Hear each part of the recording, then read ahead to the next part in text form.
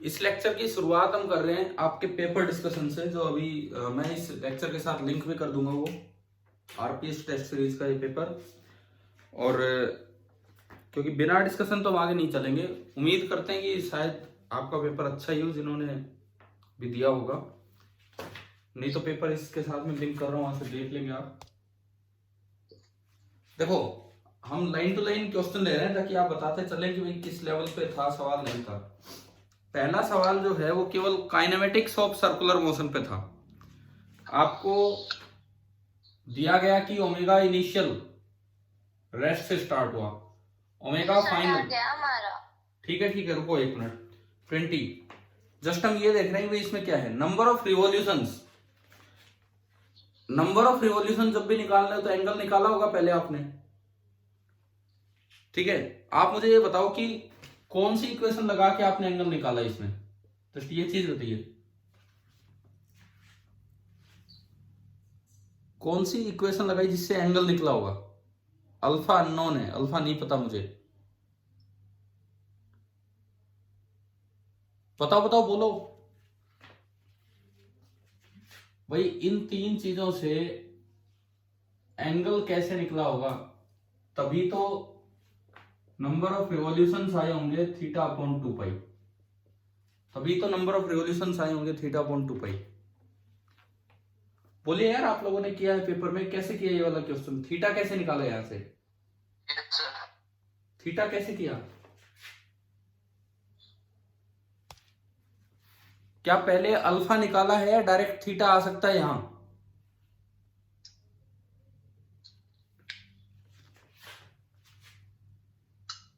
आप बोल क्यों नहीं रहे? इतना टाइम हो गया, क्या हमने ये फॉर्मूला पढ़ा था?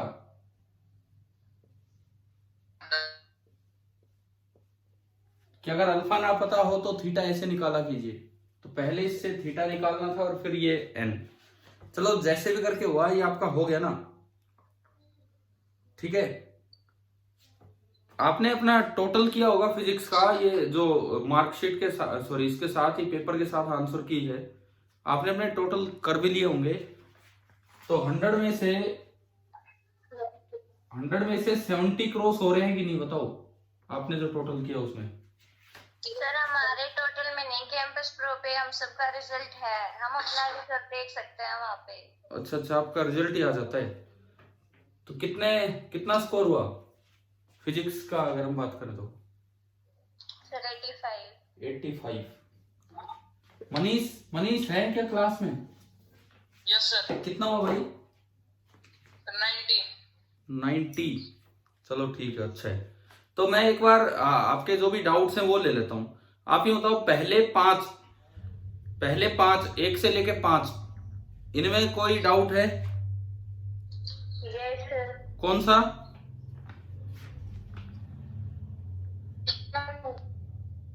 क्या, कौन सा क्वेश्चन नंबर?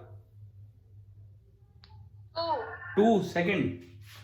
ब्रेकिंग टेंशन मतलब मैक्सिमम टेंशन जो झेल सकता है रस्सी, वो 10 न्यूटन है। पार्टिकल बांध दिया 0.1 kg का और rotated along a horizontal circle of radius 0.5 metre. तो मैक्सिमम स्पीड जिससे कि वो घुमाया जा सकता है, स्पीड आपको बतानी है। देखो, जब आप हॉरिजॉन्टल सर्कल में घुमा रहे हैं उसको, तो सेंट्रिपिटल फोर्स केवल टेंशन होगी, यानी कि आपकी इक्वेशन होगी T is equal to mv²/r, और you can say v is equal to T into r by m का अंडर रूट। तो मैक्सिमम स्पीड पूछा है v max, that is equal to under root of T max into r divided by m। T max into r divided by m, ये आपका आया। T max question में दिया है, मैक्सिमम टेंशन जो रस्सी झेल सकती है दैट इज 10। r रेडियस है 0.5 और मास है 0.1, और इसका अंडर रूट, पॉइंट से पॉइंट गया तो ये आ गया अंडर रूट 50। ऐसा यूनिट में चल रहा है, तो under root 50 metre per second. आ गया समझ में दूसरा सवाल? Yes sir. ठीक है, थर्ड में कोई प्रॉब्लम है किसी को तो बताओ। क्वेश्चन नंबर 3, ये मुझे लगता है HCV का सोल्ड एग्जाम्पल नंबर 10 था ये। एच.सी. वर्मा सर्कुलर मोशन का सोल्ड एग्जांपल नंबर 10 था ऐसा ही? पता नहीं एग्जैक्ट ये था क्या था, ऐसा ही था sold example number 10, question number 3 जो है देख लेंगे आप, शायद हो गया होगा आपसे। फोर्थ में कोई प्रॉब्लम? फोर्थ में कोई प्रॉब्लम? यस सर, फोर्थ बता दो। फोर्थ तो मुझे लगता है बताया हुआ है, ये एचसीवी का शायद वो क्वेश्चन नंबर 9 था ऑब्जेक्टिव का। आप अपने साथ अगर बुक रखो, अगर है तो, एचसीवी सर्कुलर मोशन का क्वेश्चन नंबर 9 था ये ऑब्जेक्टिव का, शायद जहां तक मुझे याद आ रहा है, मैंने करवाया हुआ क्लास में। बता देता हूं चलो अभी। A coin is placed on a rotating turntable, just slips if it is at a distance of 40 centimeter from the center. Sir इसमें बस 4 सेंटीमीटर था यहाँ पे। तो उसका आंसर 1 सेंटीमीटर होगा, 1/4 होना था, 4 का 1 तो 40 का 10। दिखा देता हूं कैसे होगा। ये कहता है जस्ट स्लिप करना स्टार्ट करेगा तब ये 40 सेंटीमीटर दूर है, ओमेगा से ये घूम रहे हैं, और ये आर है, आर मैक्स, ये ओमेगा मैक्स है। तो इसको केवल स्टैटिक फ्रिक्शन होगा और वो एक्सेलरेशन देगा म्यू एस इंटू जी। स्लिपिंग तक की अगर आप बात करें तो स्टैटिक फ्रिक्शन होगा जो ये एक्सेलरेशन देगा mu s into g. So mu s into g that is equal to omega square r. Mu s into g is equal to omega square into r. अब म्यू एस और g तो constant है, it means omega square into r is some constant. R change कर लो, omega change कर लो, ये चीज change नहीं होगी। तो यहां से आर आ रहा है के अपॉन ओमेगा स्क्वायर, यानी कि r is inversely proportional to omega square. तो अगर r inversely proportional to omega square है तो आप ओमेगा को डबल करेंगे तो आर कितना होगा? 1/4 हो जाएगा, यहां से दिख रहा है हमें। ओमेगा डबल करने पे आर होगा 1/4, 1/4 होगा तो 40 का 10। जैसे एच.सी. वर्मा में आप कह रहे हो 4 है तो उसका आंसर 1 है, 4 से 1 तो ये 40 से 10। भाई हो गया, समझ आ गए। फिफ्थ देखो, ये लाइन से थर्ड और फोर्थ दोनों सवाल एच.सी. वर्मा के थे, है कि नहीं बताओ, समझ में आ रहा है ये? ठीक है, क्वेश्चन नंबर फिफ्थ में कोई प्रॉब्लम? टेंशन लोएस्ट और हाईएस्ट पॉइंट पे, just able to move along a vertical circle of radius r. The ratio of tension, a particle is projected so as to just move along a vertical circle of radius r. The ratio of tension in the string, अच्छा word आया हुआ है string. रस्सी से जब आप बांधते हैं तो आपको पता है कि लोवेस्ट पॉइंट पे टेंशन कम से कम, ये जस्ट टेबल वाला केस है, लोवेस्ट पॉइंट पे टेंशन कम से कम कितनी होती है? 6 mg, और हाईएस्ट पॉइंट पे 0। तो इन्होंने रेशियो पूछा है लोवेस्ट टू हाईएस्ट, तो समथिंग अपॉन 0, हाँ इनफाइनाइट। ये तो मुझे लगता है यार बड़ा आसान सवाल है ये वाला, अगर आपको रिजल्ट्स याद हैं तो सीधा ही हो गया वर्टिकल सर्कुलर मोशन का। करके आए होंगे ना आप सब, सही है तो 6th, ठीक है। हाँ 5th, क्वेश्चन नंबर 6। हाँ जी भावना, इसमें डाउट है क्या 6th में? No sir. तो आपने कौन कौन से क्वेश्चन नंबर भेजे थे? अभी कोई भेजे थे? सर 2, 4, 9। अच्छा 2 हो गया, 4 हो गया, आपका अब अगला है 9। चलो फिर भी पूछता हूं, 6th क्वेश्चन ऐसा है वो जो मोड़ पे अनाड़ी वाला काम, कि मोड़ पे कई ड्राइवर स्पीड बढ़ा देते हैं, हमने कई बार किया हुआ है। अगर आप मोड़ पे स्पीड बढ़ाओगे तो जो नेट एक्सेलरेशन होगी उसमें दोनों पार्ट शामिल हो जाएंगे, v² का भी होल स्क्वायर और साथ में at²। बस ये करना था और कुछ नहीं। ये तो ये भी बड़ा सीधा, और at a दिया हुआ है तो ऑप्शन आ गया बी। शायद आ गया होगा समझ 6th वीक, है ना। 7th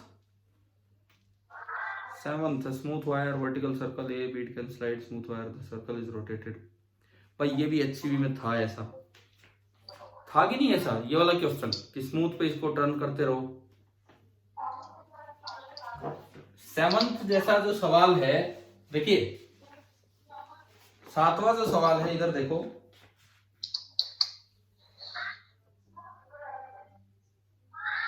यहां पे इसको आप टर्न कर रहे हो, अगर ये स्मूथ है तो इसमें दिया है ओमेगा स्क्वायर की वैल्यू बताओ। भाई बड़ा सीधा काम है। अगर स्मूथ है तो जो इसकी स्पीड होगी वो होगी अंडर रूट आर जी टेन थीटा। याद किया हुआ हमने कि ये बिल्कुल रोड की तरह होता है। हाँ ही बोलो, ये ध्यान है ना, ये बिल्कुल रोड की तरह है। और अगर ये आर इस तरह करना चाहो तो इससे कर सकते हो, इस तरह करना चाहो तो इससे आप कर सकते हो, और अगर इससे नहीं करना चाहो तो इक्वेशन बना के कर सकते हो। नॉर्मल इधर, mg इधर, और कोई फोर्स है नहीं, और अंदर की तरफ एक्सेलरेशन ओमेगा स्क्वायर आर, बस, और कोई फोर्स है नहीं। मान लो ये एंगल थीटा या ये एंगल थीटा, कोई सा भी एंगल मान लो, तो n cos थीटा हो जाएगा ना यार। ये तो सीधा ही ये सवाल, या मैं करके बताऊं? हो जाएगा सर। ठीक है, कोई किसी भी बच्चे को डाउट हो तो पूछो, बिकॉज इसने एंगल दिया नहीं है। एक बार सुन लो, ये एंगल, सपोज ये एंगल मैं थीटा मानूं, तो ये थीटा, तो ये थीटा, हाँ सही है, ये एंगल मैंने थीटा माना। अब आपके सवाल में ये दूरी दी है a/2, रेडियस a/2, और ये दूरी दी है a, तो पाइथागोरस से ये वाली डिस्टेंस भी आ जाएगी, और उससे फिर आप थीटा निकाल के और ये n cos theta n sin theta equate करके कर लोगे। ठीक है, question number 8, time period of conical pendulum.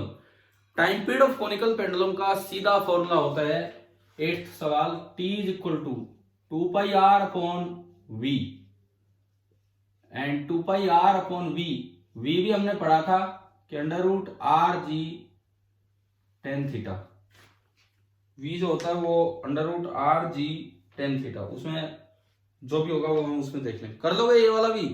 आपको मैं बताऊं, पिछला जो पेपर था आपका, क्या उसमें 3 सवाल कोनिकल पेंडुलम पे दिए थे, कंप्रीहेंशन वाले? Yes sir. तो एक तरह से बस वहां और इसमें फर्क क्या है, वहां मैंने एंगल नहीं दिया था, वहां मैंने डिस्टेंसेस दी थी, तो एंगल आपको डिस्टेंसेस से निकालना था, और यहां क्वेश्चन एंगल की टर्म्स में है। शायद ये तो आपका हो ही जाएगा। ठीक है, ये इसमें यार ये था जो रस्सी की लंबाई है वो कैपिटल L जी टेन थीटा या आर जी टेन थीटा, कर लेना आप ये। उसके बाद 9th, हाँ जी भावना, 9th में भी प्रॉब्लम है ना? Yes sir. ठीक है, और बच्चे भी बोलो अपनी प्रॉब्लम्स, और तो कोई बोलता ही नहीं है क्लास में। 9 और 10। पहले 9 देखते हैं। देखिए, the kinetic energy of A particle moving along a circle of radius capital R depends on the distance covered. Kinetic energy T से डिनोट करते हैं, और ये डिस्टेंस पे ऐसे डिपेंड कर रही है, means half mv² is equal to ks square. Speed आ गई, v² is equal to 2k/m into S square, और you can say speed as a function of s आ चुकी है, 2k/m इंटू एस। जब भी speed as a function of time आए तो टेंजेंशियल एक्सेलरेशन सीधी निकलती है dv/dt। जब भी speed as a function of distance आए तो टेंजेंशियल एक्सेलरेशन सीधी निकलती है v dv/ds। तो इन्होंने पूछा फोर्स, नेट फोर्स पूछा है, तो जो नेट फोर्स होगा that is equal to mass into net acceleration. अब जो नेट एक्सेलरेशन होगा that will be under root of ac² plus at²। अब ac तो होता है v²/r, ac तो होता है v²/r, और at इधर से निकलेगा।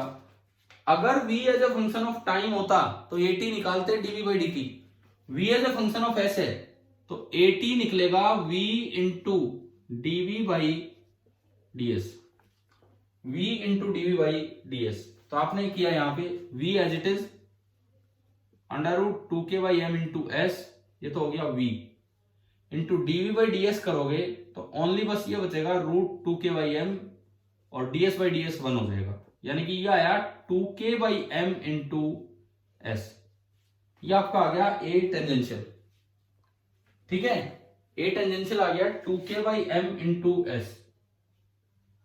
यहां से मैंने नेट एक्सेलरेशन निकाला, net acceleration under root of ac² v²/r का whole square plus at² 2k/m into s का होल स्क्वायर। अब जो ऑप्शन है वो v में नहीं है, तो आप वी स्क्वायर की वैल्यू यहां से रख दो। वी स्क्वायर कितना है 2k/m इंटू एस स्क्वायर, ये मैंने यहां रखा under root of 2k/m into S square divided by R, इसका square plus 2k/m into S, इसका स्क्वायर। अब देखो आंसर तक हम पहुंच जाएंगे। जो मेन बात है, जो ये क्वेश्चन आपको सिखा के जा रहा है, क्या है, जब भी कभी सर्कुलर मोशन में speed as a function of time हो या speed as a function of s हो, डिस्टेंस, दोनों से आप एटी निकाल सकते हो, dv/dt या v/dv/ds।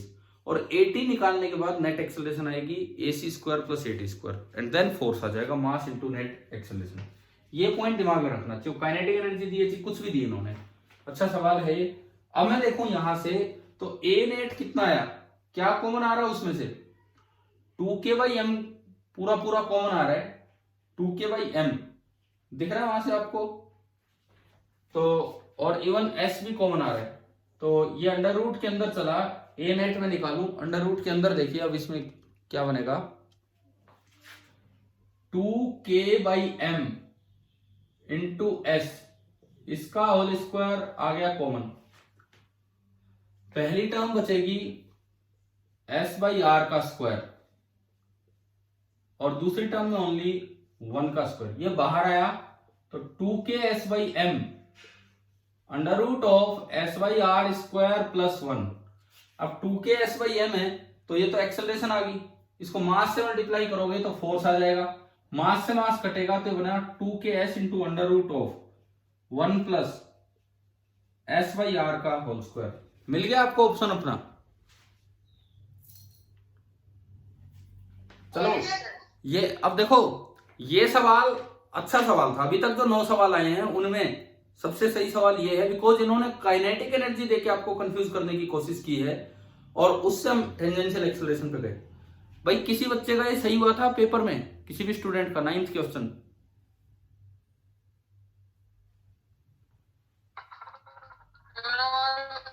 ठीक है, अभी आ गया ना समझ कैसे करना था? यस ठीक है, 10th क्वेश्चन नंबर 10 पे हम आते हैं।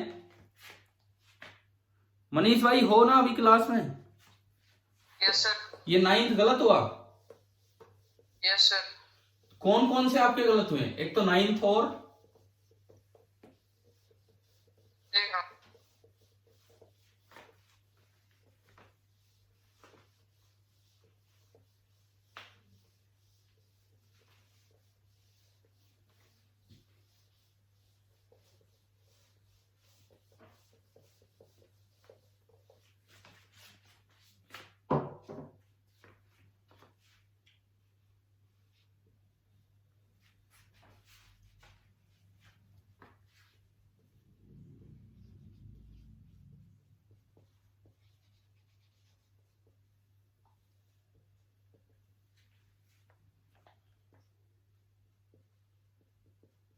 Sir 20।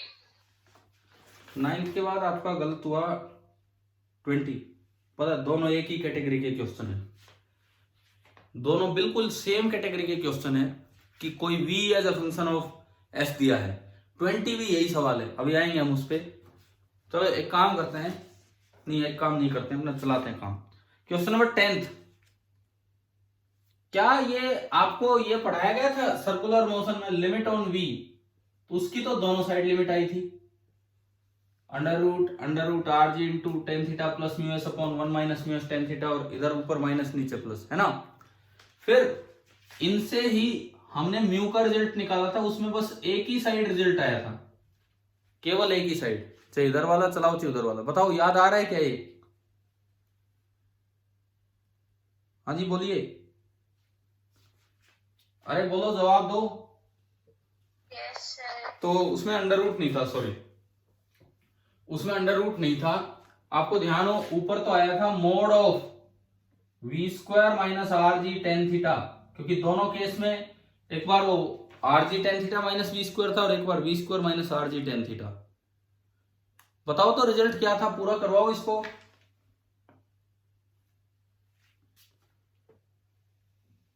Divided by R G plus V square tan theta. बताइए ये पढ़ा कि नहीं हमने? इससे भी और इससे भी दोनों से म्यू का एक रिजल्ट निकला था कि म्यू इससे बड़ा होना चाहिए। अरे याद आया कि नहीं आया बताओ? सर ठीक है, तो जब ये याद ही है तो एक स्टेप ही तो आगे चलना है। Sine theta upon cos theta, tan theta को आपने लिखा sine theta upon cos theta, यहां भी टेन थीटा को आपने लिखा sine theta upon cos theta. LCM लिया तो V square cos theta, LCM लिया V square cos theta minus R G sine theta, और नीचे बनेगा R G cos theta plus V square sine theta. Cos से कोस कट जाएगा, तो ऐसा ही ऑप्शन आपका सी है जो इसमें डायरेक्ट दिख रहा है। एक स्टेप पे जाना था बस, अगर आपको रिजल्ट याद है तो एक स्टेप पे। क्वेश्चन नंबर 10 आ गया ना आप समझ में? ठीक है, और कितने बच्चे सही करके आए 10th? मतलब दिमाग में ये आ गया हो कि भाई ये तो हमने पढ़ा हुआ है और इससे जस्ट एक बार आगे बढ़ना। ठीक है, क्वेश्चन नंबर 11th भी देख लो। 11th भी आसान ही सवाल है, लेकिन फिर भी देख लीजिए आप।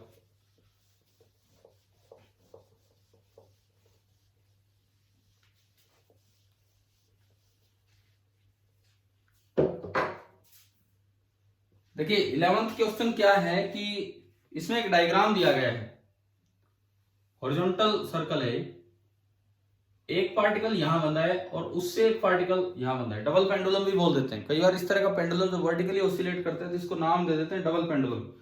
100 ग्राम इसका मास है, मतलब 0.1 और 0.1 केजी। 1 मीटर इनकी लंबाई है, ये और इनको ओमेगा से घुमाया जा रहा है। क्वेश्चन नंबर 11th में एक फिक्स ओमेगा से इन्हें घुमाया जा रहा है। Speed of outermost ball is 6 metre per second. Omega यहां से निकाल दो, आउटर मोस्ट बॉल की स्पीड है 6 मीटर पर सेकेंड, तो इससे ओमेगा पता लग गया, v बाई आर 6/2, तो ओमेगा आ गया 3 रेडियन पर सेकेंड। क्योंकि स्पीड अलग होगी लेकिन ओमेगा सेम रहेगा, ओमेगा जो इसका वही उसका है। आपसे यहां टेंशन पूछिए तो आप इसको पूरे को सिस्टम मान लो, इस पूरे को सिस्टम मान लो। इस पूरे सिस्टम पे अंदर एक ही फोर्स है, ये केवल ये टेंशन। तो T बराबर m1a1 plus m2a2, m1 0.1 into a1 omega square r 3 square into 1, ये पहला, plus m2 0.1 into omega square r, omega तो वही है 3 का स्क्वायर और आर उसका हो गया 2। दोनों में से 0.1 इंटू 3 स्क्वायर कॉमन आया और अंदर बचा 1 plus 2, 1 plus 2 is 3, 3 into 9 is 27, 27 into 0.1 is 2.7 Newton. तो इस एक इक्वेशन से ओमेगा निकालते ही एक इक्वेशन से आपका ये आंसर आ गया।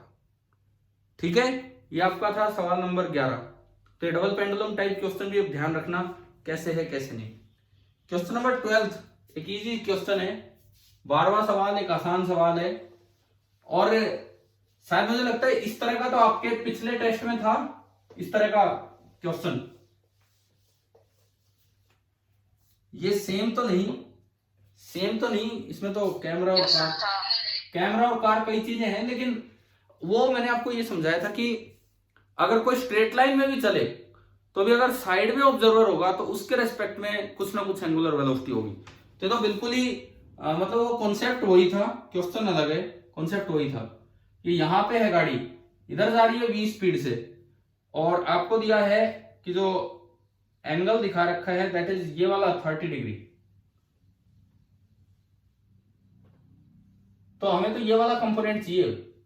अच्छा, ये लेंथ दे रखी है आपको L,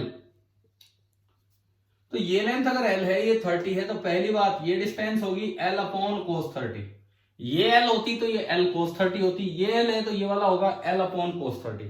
ठीक है, अब ये 30 तो ये भी 30 डिग्री, तो ये 60 तो ये भी 30, तो V का इधर कंपोनेंट आएगा V कोस 30। तो जो ओमेगा आना है दैट इज V परपेंडिकुलर, मतलब V कोस 30 डिग्री अपॉन R, ये R ये है, इस रेडियस में घूमता दिखेगा उसे, एंड ये R है L अपॉन कोस 30।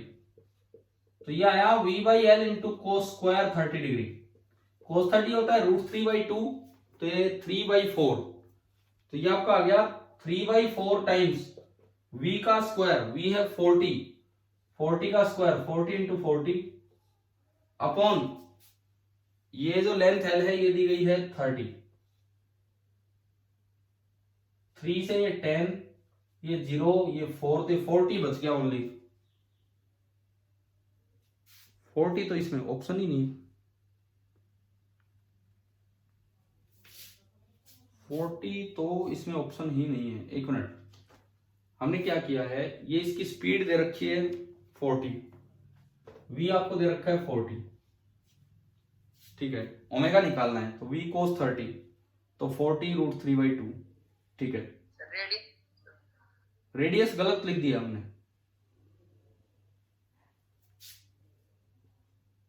ये रेडियस है r, cos 30 degree is equal to L/r, तो r हो गया L अपॉन cos 30 डिग्री। सही तो लिखा है यार ये यहां तक तो v/L इंटू cos स्क्वायर 30, √3/2 का स्क्वायर 3/4, v आपको दिया है 40 और L आपको ये डिस्टेंस दे रखी है 30, तो 40/30, 0 से 0 गया, 40/30, एक बार दोबारा करता हूं मैं इधर वैल्यू, 40/30 इंटू 3/4, ठीक है ठीक है, 1 ही है। ये लास्ट में 40 गलत लिख दिया हमने, लास्ट में 40 गलत लिखा, तो ये आपका 1 ही आ रहा है, तो 1 रेडियन पर सेकेंड। परंतु ये वाला क्वेश्चन मुझे लगता है पेपर में हो गया होगा आपसे, ये क्वेश्चन नंबर 12, ठीक है। 13th एक अगेन रिपीट क्वेश्चन है। 13th वही है, स्मूथ, रफ वाला नहीं है कोई सवाल, है ना, रफ रोड वाला कोई क्वेश्चन नहीं है ना, रोड पे टर्निंग रफ वाले, ये वही रिपीट क्वेश्चन है जो पीछे अभी आया था बॉल वाला। और मुझे लगता है ये वाला सवाल तो आप, वैल्यू ये नहीं लेकिन इस टाइप का तो आप कर चुके हैं अच्छी वर्मा के थ्रू। बस ये एंगल ढूंढ लेना है और कुछ नहीं। इसमें क्या होता है, ये एंगल ढूंढ लो आप, क्योंकि ये थीटा तो ये इक्वलेंट टू भी जैसे रोड पे एंगल थीटा, और इसका ये रेडियस आपको दे रखा है 0.4 मीटर, ये आपको दे रखा है 0.3 मीटर। तो सबसे पहले स्मूथ है तो v is equal to √r/g tan theta, direct result, नहीं तो फॉर्मूले न्यूटन लॉ लगाओ। r है 0.4, g ले लो 10, और tan थीटा इस ट्रायंगल से 0.4/0.3 यानी कि 4/3, डायरेक्ट रिजल्ट ये आपका लगा। तो कुल मिला के ये निकल के आया, v जो निकल के आया ये 4 × 4 डिवाइड बाई √3, v आ गया। अब मुझे चाहिए ओमेगा, तो ये यहां घूम रहा है, स्पीड आ चुकी है, रेडियस 0.4 है, तो ओमेगा होगा v/r, तो 4/√3, तो v है डिवाइड बाई 0.4, ये 10/√3 आ गया। क्या आंसर इसका यही दे रखा होगा। तो एक चीज ये दिमाग में आनी चाहिए कि न्यूटन्स लॉ ना भी लगाएं तो ये दिमाग में रहे कि ये वो है जैसे कि स्मूथ बैंक रोड होता तो उस पर एक ही स्पीड है टर्निंग की, √r/g tan थीटा, r ये है, tan थीटा ये है, क्योंकि ये थीटा वही होगा जो ये वाला है, ठीक है। अब 13th क्वेश्चन अगर आप लोग नहीं करके आ रहे हो कल पेपर में तो ये कमी हो जाएगी, बिकॉज ये कॉन्सेप्ट बार बार डिस्कस हो चुका है, HCV के थ्रू ये वाला काम बार बार हो चुका है, और हमने ये भी बताया कि रिजल्ट याद करना। 13th सही हुआ कि नहीं हुआ कल पेपर में? यस सर, सही है, ठीक है।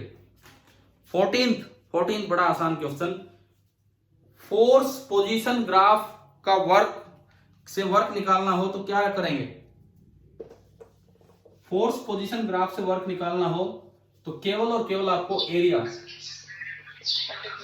हाँ केवल एरिया, और अगर ऊपर वाला एरिया है तो पॉजिटिव और नीचे वाला है नेगेटिव। अब इसमें ये ध्यान देना था, लास्ट तक एरिया नहीं निकालना, 1 से केवल 5 तक निकालना था, लास्ट तक नहीं निकालना, 1 से लेके 5 सेंटीमीटर तक निकालना था। और वर्क अर्ग में पूछा है तो फोर्स भी सीजीएस में है, डिस्प्लेसमेंट पोजीशन भी सीजीएस में है, तो वर्क अपने आप सीजीएस में आएगा।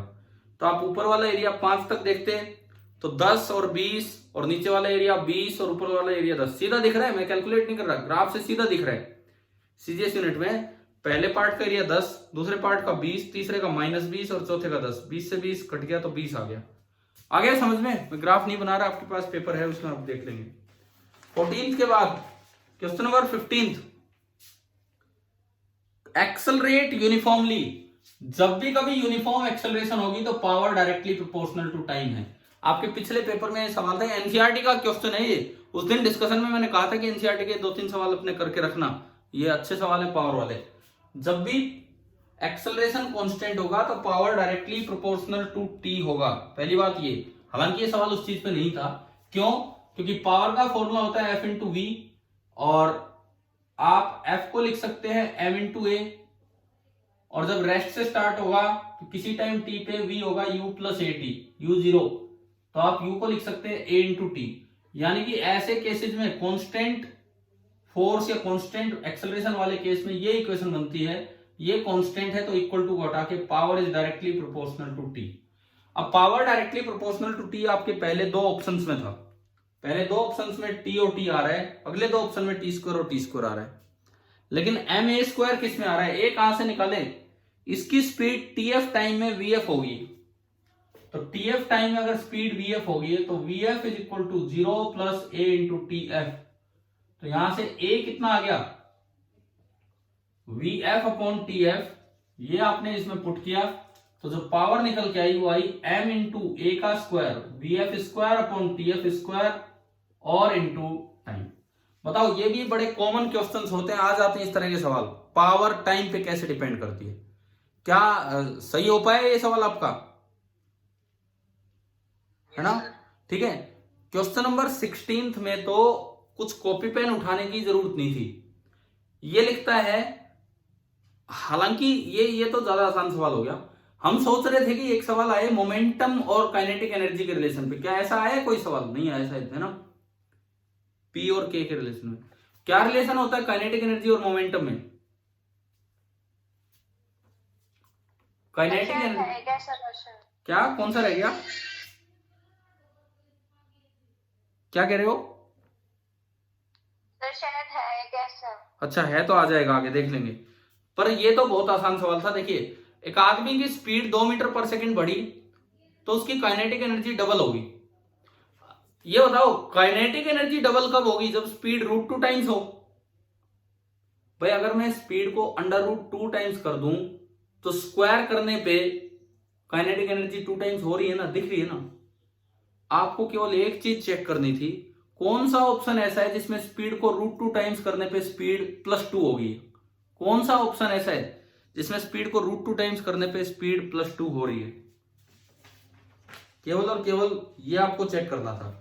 देखिए, पहला ऑप्शन 2 + √2, नहीं तो आप इतनी देर में सोल्व ही कर लेते, एक ही बात है। 2 + √2 को मैं √2 टाइम्स करूं। दूसरा ऑप्शन 2 + 2 √2, इसको मैं √2 टाइम्स करूं। तो आप जब इसको √2 टाइम्स करोगे तो जो स्पीड बनेगी, स्पीड बन रही है 2√2 + 4। 2√2 + 4 को मैं ये लिख सकता हूं 2 + 2√2 एंड +2, यानी कि √2 टाइम्स करने पे स्पीड 2। ये तो है डायरेक्ट देखना, पर अगर इसमें कंफ्यूजन लगे तो इसमें कुछ था ही नहीं इस सवाल में। आपका सीधा हो जाना चाहिए था कि मान लो इनिशियल स्पीड है u, तो kinetic energy initial ½ m u² and final speed है u + 2, तो बाद में काइनेटिक एनर्जी ½ mu+2 का स्क्वायर। बाद में जो kinetic energy according to the question वो पहले की काइनेटिक एनर्जी का डबल है। m/2 से m/2 कैंसिल हो गया, m/2 से m/2 कैंसिल हो गया, तो इक्वेशन बनी 2u² is equal to u + 2 का होल स्क्वायर। रूट ले लो दोनों साइड, तो √2u is equal to u + 2। यहां से आया √2u - u is equal to 2। u common लिया, √2 - 1 इज इक्वल टू 2, तो u आ गया 2/√2 - 1, और इसको रेशनलाइज कर दो, √2 + 1 और √2 + 1, तो ये आपका हो गया 2√2 + 2 और नीचे ओनली 1 बचा। तो ये इस तरह से करना था डायरेक्ट, ठीक है, हो गया। तो 17th अल्फा डिके पढ़ा हमने, अल्फा डिके। Yes sir. ये सेम वही क्वेश्चन है, इसमें अल्फा का नाम तो नहीं है, बॉम्ब का नाम है, लेकिन bomb at rest explode into 2 parts of masses m1 and m2। Momentum p1 p2 वो तो इक्वल होंगे, हमें पता है जब इनिशियल मोमेंटम 0 था तो फाइनल भी 0 होगा, तो वो तो इक्वल ही होगा दोनों का। तो काइनेटिक एनर्जी का रेशियो, तो ये हाँ ये वाला आ गया यहाँ पे, ये वाला यहाँ यूज हो रहा है। काइनेटिक एनर्जी का फॉर्मूला होता है p² / 2m। P दोनों का सेम होगा तभी फाइनल मोमेंटम जीरो होगा, यानी कि kinetic energy is inversely proportional to mass. तो ke1 by ke2 होगा m2 by m1। यहां पे यूज हो रहा है ये वाला रिलेशन इस क्वेश्चन में। ठीक है, 17 तो एक आसान सवाल था। 18 चेन वाले क्वेश्चन भी बड़े कॉमन होते हैं इस तरह के पेपर में, बस उसमें ये पता होना चाहिए कि चेन को समेट के कैसे रखना है सेंटर पे जीपी लिखने के लिए। 18वां सवाल हो गया आपसे। Chain of mass and length is placed on A table with 1/6 of it hanging freely.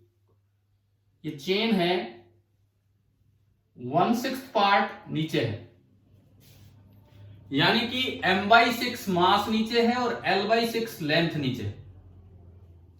ये मतलब हुआ the amount of work done to pull the chain on the table.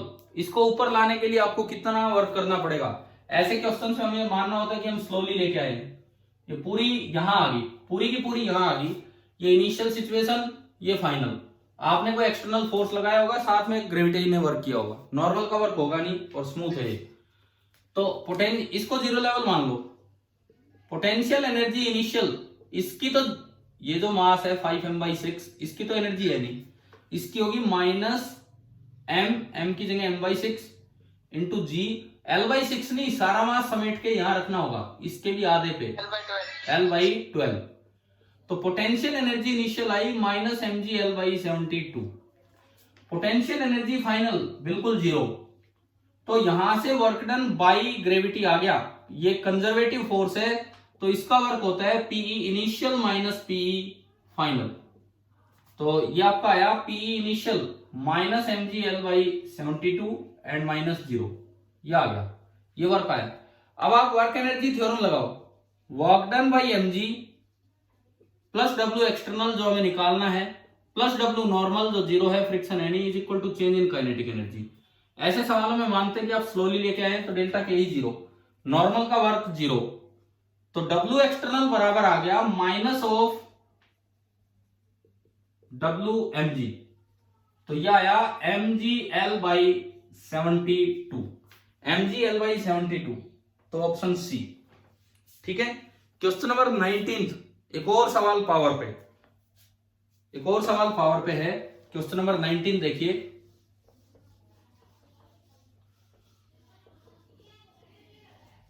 भाई और किसी बच्चे ने अपना स्कोर थोड़ा सा बताया नहीं, जैसे लगभग यूं बताओ 100 नंबर का पेपर था,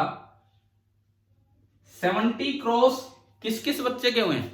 एक बार अपना अपना नाम ही बता दो। मनीष के हुए हैं, और नाम बताओ कौन कौन है। 70 क्रॉस खुशी कितने? 82। और बताइए, एक मिनट, विवेक कितने? 76। पूजा आपके कितने? 85। मतलब 3 सवाल गलत हुए पूजा, 85 का मतलब ये है। ठीक है, और कोई बच्चा?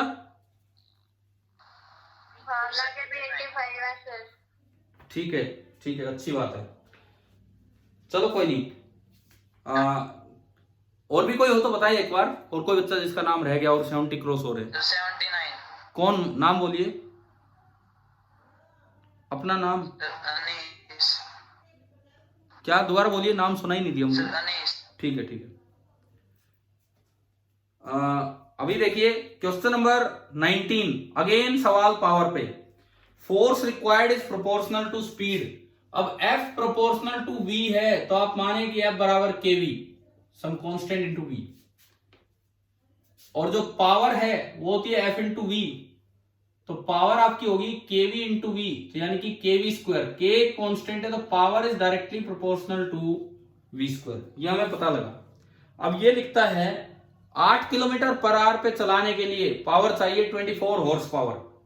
तो स्पीड अगर डबल करनी है, इसे दिख रहा है यार, अगर स्पीड डबल करनी है तो पावर कितने टाइम्स होगी? P directly proportional to V square. तो अगर स्पीड डबल करनी है तो पावर कितने टाइम्स होगी? 4 टाइम्स।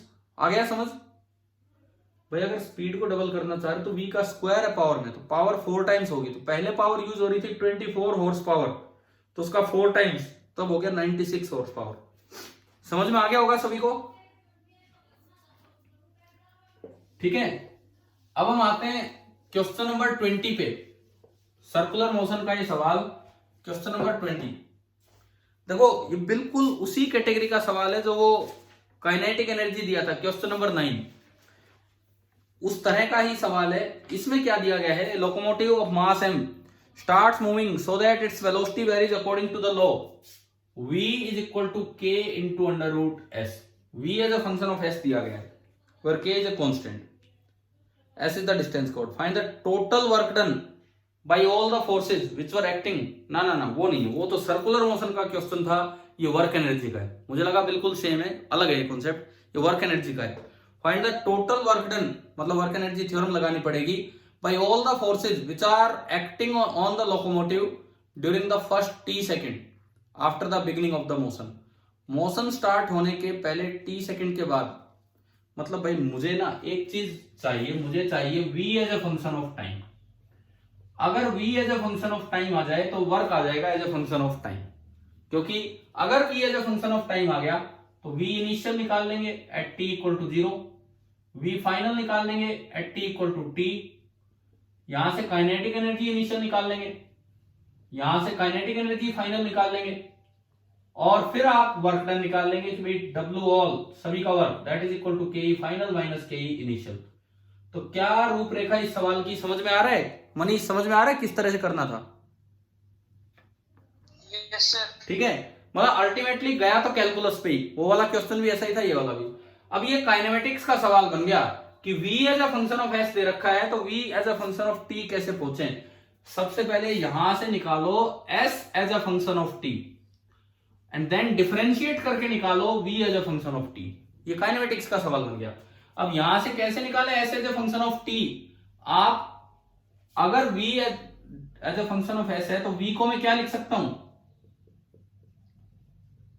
ये लिख सकते हैं v को ds बाई dt। तो ये आपका हो गया k रूट s। तो 1 upon under root s into d s is equal to k into d t. Integrating both the sides, integral s की power minus half d s, k constant है, integral d t. s की power minus half का integration क्या होगा, limit 0 से s और limit 0 से t। s की पावर माइनस हाफ का इंटीग्रेशन, पहले पावर में एक बढ़ाओ, एक बढ़ाओगे तो हाफ, डिवाइडेड बाई हाफ, तो डिवाइडेड बाई हाफ का मतलब 2 ऊपर गया, is equal to k into t. Limit put करोगे तो यही आना है। तो मेरे पास अंडर रूट एस आ गया k बाई 2 इंटू टी, और यू कैन से s आ गया k square by 4 into t square. लो एक काम बना, मेरे पास आ गया s as a function of time. ये काइनेमेटिक्स में किया करते थे ना हम, कैलकुलस वाले questions, general equation of motion वाले, तो उस तरह का सवाल है। s आने के बाद अब बताओ v as a function of time कैसे लाएं, अगर s as a function of time आ चुका है तो। हाँ जी, अगर s as a function of time आ चुका है तो v as a function of time कैसे लाएं? अरे अगर s as a function of time आ चुका है तो v पे जाना है, तो v सीधा होता है ds बाई dt। तो आपने जब d by D T of s किया तो d by D T of k square by 4 into t square, k square by 4 constant बाहर आया, और t स्क्वायर का 2t, तो ये आया k square by 2 into T. तो मेरे पास वेलोसिटी आ गई k square by 2 into T. तो बताओ इनिशियल वेलोसिटी बताओ, t बराबर 0 पे वेलोसिटी कितनी है बताओ यार, यहां से देख के। t बराबर 0 पे t 0 रखा तो काइनेटिक एनर्जी भी 0 आ गई, ठीक है। t बराबर t टाइम पे velocity k square by 2 into T, तो जो काइनेटिक एनर्जी आएगी वो आएगी हाफ, मैं अगर यहां लिखूं kinetic energy half into mass into v का स्क्वायर, तो k रेस्ट पावर 4 अपॉन 2 का स्क्वायर 4 और t square, m k4 t square upon 8। तो W ऑल जब आप लिखेंगे kinetic energy final m k raised power 4 t square upon 8 minus 0। तो ये आपका आंसर आ रहा है m k4 t power square, ये फर्स्ट ऑप्शन है ऐसा। भाई सभी बच्चों को समझ में आया क्या ये वाला सवाल? Yes sir. अब देखो इसका मतलब सर्कुलर मोशन हो चाहे वर्क एनर्जी हो, काइनेमेटिक्स का वो कैलकुलस वाला पार्ट कहीं भी यूज हो सकता है। और कभी भी अगर work done by all the forces पूछा जाए तो आप एक बार स्पीड लाने की कोशिश करो, क्योंकि स्पीड आ गई तो काइनेटिक एनर्जी आ गई, और change in kinetic energy he work done होगा। तो 9th और 20th दोनों सवाल थे तो कैलकुलस बेस्ड, अलग अलग थे कैलकुलस बेस्ड दोनों के दोनों। मनीष भाई क्लियर हो गया ये वाला क्वेश्चन? Yes sir. ठीक है, तो आपका तो पूरा पेपर हो ही गया। अब 2 सवाल आपके जो नहीं हुए थे वो इस तरह से, चलो कोई नहीं, फिर भी अच्छा परफॉर्मेंस है आपकी। अगर 90 स्कोर किया है इस तरह से, कंसिस्टेंटली आप अच्छा कर रहे हो, कंसिस्टेंटली। ये जो स्कूल पेपर हो रहे हैं इनमें बाकी बच्चे भी धीरे धीरे इंप्रूव कर रहे हैं। क्वेश्चन नंबर 21, इससे अच्छा सवाल तो, इससे और एक लेवल आगे सवाल वो था जो आज मैंने एक पिछला जो वीडियो आपके लिए रिकॉर्ड करके डाला था, उसमें एक सवाल था, उसमें भी ऐसे ही 2 ब्लॉक थे कि भाई कितनी दूर जाके जब वो ब्रेक होता है तो उसकी speed 2 into under root x है, तो एक्स की वैल्यू बताओ। पिछले वीडियो लेक्चर में या पिछले टेस्ट में था ना एक सवाल, ठीक है। और ये तो इससे आसान है, ये वाला क्वेश्चन तो सीधा है कि भाई जब कॉन्टेक्ट ब्रेक करवाना है इसका कैपिटल एम का, तो उस वक्त के एक्स इतना कर दो कि वो एम जी के बराबर हो जाए, तो अपने आप कॉन्टेक्ट ब्रेक हो जाएगा, नॉर्मल जीरो हो जाएगा। यानी कि स्प्रिंग में एक्स बराबर कर दो एम जी बाई के, बस एक्स बराबर कर दो एम जी बाई के। अब अगर इतना एक्सटेंशन होगा तो इधर वाला ब्लॉक जहां था वहां से एक्स नीचे आ गया, तो केवल एनर्जी कंजर्वेशन लगाना था। एक स्टेप का क्वेश्चन है केवल एनर्जी कंजर्वेशन। कैसे? इसकी जीपी इनिशियल 0 है, मान लो ये 0 लेवल है, तो ये एक्स नीचे आ गया तो जीपी फाइनल बनेगी minus M into G into X, where X is M ji by K, where X is capital M ji by के। और इसमें स्प्रिंग में ईपी इनिशियल 0 है, स्प्रिंग में जो ईपी फाइनल होगी, कितनी होगी? हाफ के इंटू एक्स का स्क्वायर एम जी बाई के का स्क्वायर।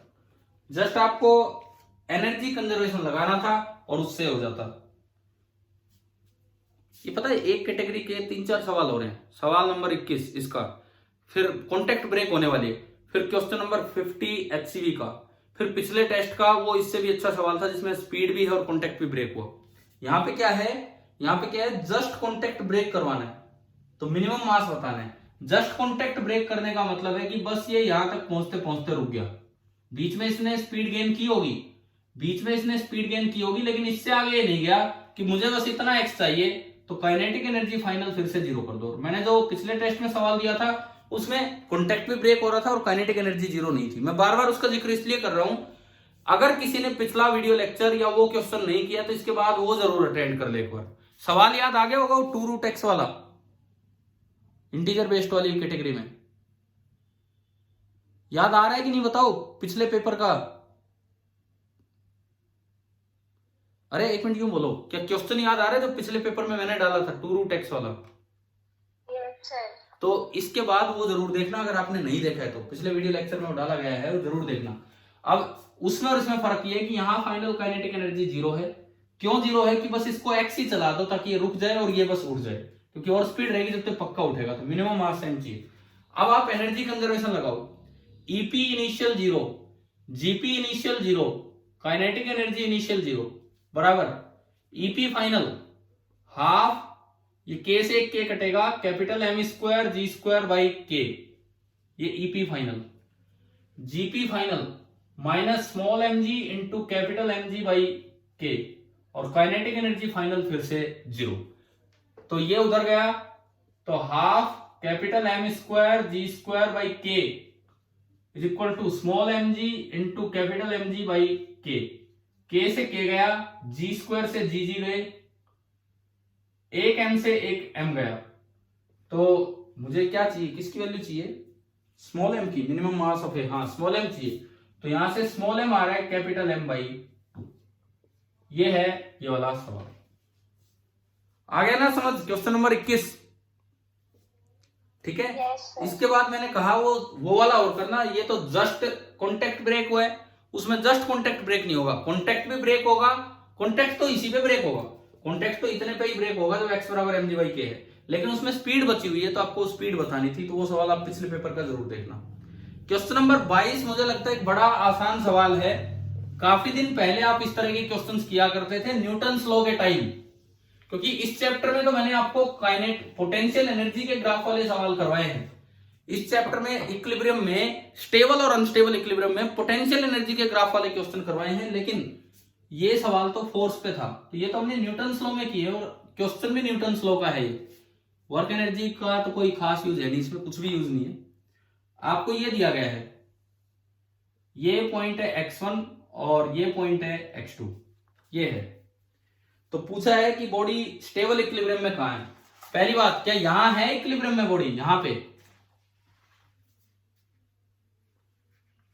क्या इस जगह बॉडी इक्विलिब्रियम में है कि नहीं है, बोलिए।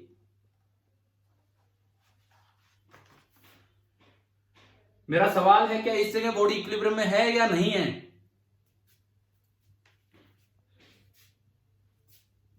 अरे यार कितना टाइम लगा रहे हो। अगर ux ग्राफ होता यही,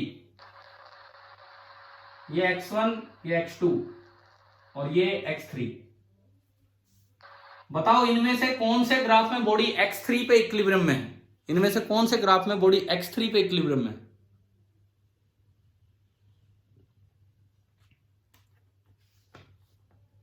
कितना सोचोगे, इनमें से कौन से ग्राफ में बॉडी x3 पे इक्विलिब्रियम में है।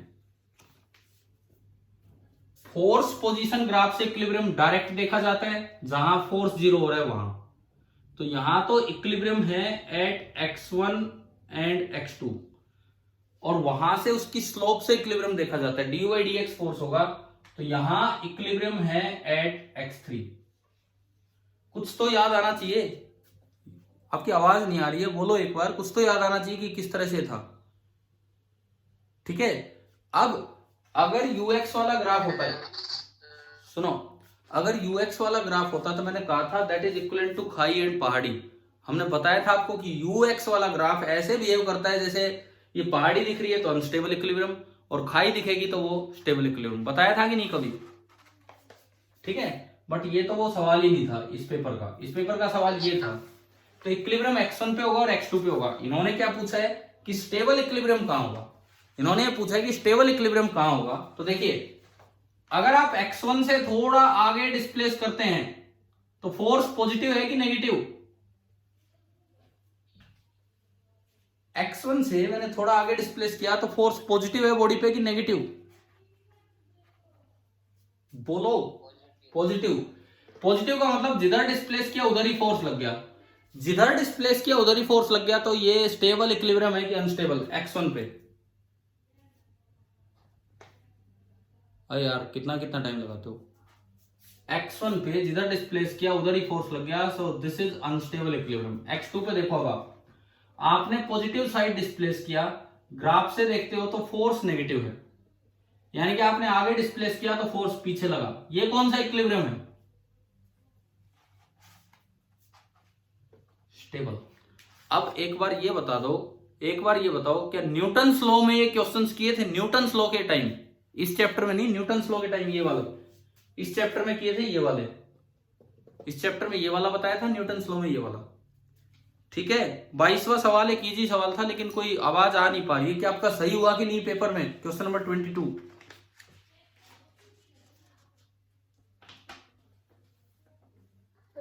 ठीक है, 23 बड़ा आसान सवाल, क्योंकि कांस्टेंट फोर्स का वर्क पूछा है। फोर्स दिया है 2i cap plus 5j cap plus k cap. Question number 23 में आपको फोर्स दे रखा है 2i cap plus 5j cap plus k cap. Constant है, तीनों टर्म्स कांस्टेंट है। जब भी कभी कांस्टेंट फोर्स का वर्क पूछोगे तो उसमें केवल इनिशियल और फाइनल पोजीशन चाहिए मुझे। पार्टिकल स्टार्ट हुआ 0 0 0 से, बीच में छोड़ो कहां गया, कहां नहीं, किस पाथ पे गया वो भी मुझे नहीं चाहिए। देन लास्ट ये कहीं से कहीं घूम रहा हो, मुझे केवल इससे मतलब है कि 0 0 0 से लास्ट में गया 2 2 एंड 2, बीच में जी किसी पाथ पे जाओ कोई फर्क नहीं पड़ रहा, तो मैंने अपना डिस्प्लेसमेंट निकाल लिया। 2 माइनस 0 आई कैप प्लस 2 माइनस 0 जे कैप प्लस 2 माइनस 0 के कैप। फोर्स आपको दे रखा है 2 आई कैप प्लस 5 जे कैप प्लस के कैप। अब वर्क पूछा है, कांस्टेंट फोर्स का वर्क सीधा आता है F डॉट एस, 2 2 4 5 2 10 2 1 2 यानी कि 16 जूल। अब इस सवाल की खासियत क्या थी, कंफ्यूज करने के लिए आपको बीच की पोजीशंस दी गई थी, कंफ्यूज करने के लिए बीच की पोजीशंस दी गई थी, पाथ दिया गया था, लेकिन आपको इस बात पे ध्यान देना था कांस्टेंट फोर्स है तो डायरेक्ट डिस्प्लेसमेंट निकाल के वर्क आएगा। ये हो गया 23। Question number 24, a uniform flexible chain of mass m and length 12 hangs in equilibrium over a smooth horizontal pin। Smooth horizontal pin है जैसे ये, इसके ऊपर से 12 लेंथ की चेन इक्विलिब्रियम में है, मतलब L लेंथ इधर होगा और L लेंथ इधर होगी। क्या डायग्राम आ गया समझ में, क्या मतलब है? ये कोई पिन है, 12 लेंथ की चेन इसके ऊपर इक्विलिब्रियम में है, L लेंथ इधर और L लेंथ इधर, ये लिया गया है। One end of the chain is given A small vertical displacement, एक साइड हल्का सा डिस्प्लेस करके छोड़ दिया और चेन स्लिप कर गई। Speed of the chain when it leaves,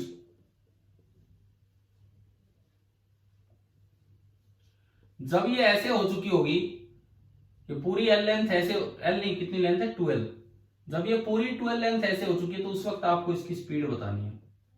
अरे क्या ऐसा सवाल आपके पिछले पेपर में नहीं था क्या? ऐसा ये तो नहीं था, कुछ था इस तरह का क्वेश्चन पिछले पेपर में जो आपने एक दिन पहले 2 दिन पहले दिया था, पता नहीं, देख लेना, मुझे लग रहा है कि इस टाइप का कोई था, ये तो नहीं था एग्जैक्ट। देखो सुनो, इस वक्त ये रेस्ट पे है और इस वक्त ये कुछ स्पीड गेन कर चुका है, एनर्जी कंजर्वेशन लगाना है क्योंकि सब कुछ स्मूथ और कोई ग्रेविटी के अलावा किसी ने वर्क किया नहीं और वो कंजर्वेटिव फोर्स है।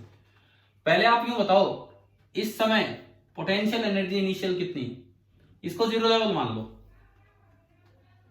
आप इसको मान लीजिए 0 लेवल, इसको आप 0 लेवल मान लीजिए। तो देखिए पोटेंशियल एनर्जी इनिशियल कैसे लिखें, सारा एम मास समेट के सेंटर पे रखोगे तो यहां L/2 नीचे, तो बताओ भाई P इनिशियल कितना लिखूंगा इसमें, बोलिए PE initial minus mg into L/2। भाई आपकी आवाज आनी बिल्कुल बंद हो गई है, मेरी आवाज सुन पा रहे हो कि नहीं ये तो बता दो। ठीक है, काइनेटिक एनर्जी इनिशियल 0, यहां देखो P फाइनल, अब ये सारा एम मास L लेंथ नीचे है, अब ये सारा एम मास L लेंथ नीचे है, तो PE final minus mg into L और KE फाइनल होगी हाफ mv²। केवल ग्रेविटी ने वर्क किया है, वो कंजर्वेटिव फोर्स है, तो आप एनर्जी कंजर्वेशन लगा सकते हो। तो आपने एनर्जी कंजर्वेशन लगाया तो इनिशियल मैकेनिकल एनर्जी है इनका सम और फाइनल मैकेनिकल एनर्जी है उनका सम प्लस हाफ mv²। ये mgl उधर आके जुड़ेगा तो ये आधा घटेगा तो mgl/2 बचेगा, हाफ mv², 2 से 2 गया, m से m गया और v जो है √gl, बी ऑप्शन है आपका। ये सवाल समझ में आ गया? क्वेश्चन नंबर 24 क्लियर हो गया है सभी को? और ये पेपर में कितने बच्चे सही करके आए हैं? 24। Yes sir. ठीक है, अब यार एक बात बताओ मुझे, मैं कंफर्म नहीं हूं लेकिन मुझे ऐसा लग रहा है कि आपके पिछले टेस्ट में इससे मिलता जुलता कॉन्सेप्ट था किसी इंटीजर बेस्ड टाइप क्वेश्चन में। मुझे जहां तक याद आ रहा है एक ऐसा सवाल था, उसकी लेंथ L थी, यहाँ पे लेंथ 2L है और वहां लेंथ थी L, और शायद कुछ ऐसा था कि √GL/n है तो n की वैल्यू बताओ। इंटीजर वाले में था कि अंडर लास्ट सेक्शन में ही GL/n, तो n का उसका आंसर था 2। तो आप अगर इसमें L की बजाय, L कब आया? L तब आया जब लेंथ 2L है, जब 2L है तो लेंथ आई L। अगर लेंथ L होती तो उसका आधा आता, तो यहाँ कितना बनता है? L की जगह L/2। देखो आपने, मैं फिर से कहता हूं 18 से 20 मिनट या पता नहीं कितनी सी देर का वो वीडियो है, नहीं देखा है तो आखिरी 10 सवालों का वो डिस्कशन जरूर अटेंड कीजिए। वो क्वेश्चन सब यूं नहीं छोड़ने की, टेस्ट हो लिया तो छोड़ो उनको, ठीक है। और एक बार देखना जो मैं बता रहा हूं, क्या पता इससे मिलता जुलता सवाल हो। 25 आखिरी सवाल पे आते हैं। A body of mass 2 kg is move from a point A to point B by an external conservative force field, ठीक है, कंजर्वेटिव फोर्स लग रहा है। Velocity at A and B are 5 and 3, यानी कि काइनेटिक एनर्जी इनिशियल पता है और काइनेटिक एनर्जी फाइनल पता है, और एक्सटर्नल ने जो वर्क किया वो है -10। तो change in potential energy between A and B कितनी होगी? देखो आप वर्क एनर्जी थ्योरम लगाएंगे, वर्क एनर्जी थ्योरम 25वां सवाल, W external plus W internal वो कंजर्वेटिव मान लेंगे, that is equal to KE final minus KE initial. अब इसको आप कंजर्वेटिव बोल दिया, वो दिया है क्वेश्चन में कंजर्वेटिव फील्ड, तो W एक्सटर्नल प्लस कंजर्वेटिव का वर्क होता है negative of change in potential energy, मतलब P final minus P initial का नेगेटिव कर दो तो वो वर्क कंजर्वेटिव आ जाएगा, is equal to KE final half M V final का square minus KE initial half M V initial का स्क्वायर। तो W एक्सटर्नल अगर आप देखते हैं सवाल में दिया गया है कि एक्सटर्नल वर्क है -10 माइनस डेल्टा पोटेंशियल एनर्जी बराबर V फाइनल आपको दी है 3 metre per second, half into मास 2 है 3 का स्क्वायर माइनस हाफ इंटू मास 2 है और इनिशियल है 5 का स्क्वायर। तो ये आया -10 माइनस डेल्टा पीई बराबर 2 से 2 गया 2 से 2 गया 9 माइनस 25 माइनस 16, माइनस कॉमन आके कट गया 10 plus delta PE is equal to 16। तो चेंज इन पोटेंशियल एनर्जी निकल के आ रहा है 16 minus 10, change in potential energy आपकी निकल के आई 6 जूल। तो भाई ये आपका पेपर हो गया, पूरा डिस्कस हो गया। ओवरऑल बताओ समझ में आया कि नहीं आया, किस तरह का क्या कॉन्सेप्ट था? एक अच्छा पेपर बना रखा है, जिसने बनाया अच्छा पेपर बनाया है। यूं भी नहीं है कि बहुत भारी भारी सवाल डाल दिए गए हैं। बस एक चीज जो थोड़ी सी कम है, जो सवाल आ नहीं पाए क्योंकि 25 ही सवाल देने होते हैं, वर्टिकल सर्कुलर मोशन के मुझे लगता है बहुत ज्यादा कॉन्सेप्ट्स नहीं आए हैं, बल्कि हॉरिजॉन्टल सर्कल के ज्यादा हैं। वर्टिकल सर्कल पे तो एक ही सवाल दिखा था ना शायद, वो इनफाइनाइट वाला और वो वाला, जिसमें इनफाइनाइट आंसर आया था। ठीक है, बताओ पेपर आ गया समझ, क्लियर हो गया आपको पूरा ये? ठीक है। और ओवरऑल स्कोर तो आपका 90 है, बाकी आपको कैंपस प्रो पे पता लग ही जाता है, हाईएस्ट स्कोर 90 गए हैं। अब देखते हैं जब रिजल्ट आएगा तो पूरे आरपीएस ग्रुप में फिजिक्स में क्या हाईएस्ट जाते हैं और कितना कुछ आपकी क्लास का स्कोर है, वो भी उसी से पता लगेगा मुझे। तो अभी हमारे पास कुछ समय बचा है जिसमें हम अपना काम आगे बढ़ाएंगे। पेपर तो पूरा डिस्कस हो ही गए। एक बार मैं फिर याद दिला रहा हूं, आप लोगों को पिछले पेपर के आखिरी 10 सवाल भी अटेम्प्ट कर लेने हैं, लास्ट वीडियो जो डाला गया उससे, अगर आपने नहीं देखा है तो। ठीक है, अब हम आते हैं अपने कोलिजन वाले पार्ट पे लौट के। कोलिजन में हम कहां थे? कोलिजन में अगर आपको ध्यान हो, हम हेड ऑन कोलिजन फिनिश करने वाले थे। हम ही बताओ, कोलिजन में, हेड ऑन कोलिजन में हमने इलास्टिक भी पढ़ लिया, इनइलास्टिक भी पढ़ लिया, परफेक्टली इनइलास्टिक भी पढ़ लिया। समझ में आ रहा है कि नहीं? कहां थे हम, क्या रिजल्ट्स आए थे, क्या हमें याद रखने हैं? ठीक है, तो ऑब्लिक तो कल स्टार्ट करेंगे। अब हेड ऑन कोलिजन में ही एक दो चीजें और मैं आज पढ़ा रहा हूं, जितना टाइम है उसके अकॉर्डिंग। कल की क्लास पूरी हमारी होगी ऑब्लिक कोलिजन पे। आपके अगला टेस्ट अब कितनी तारीख को है?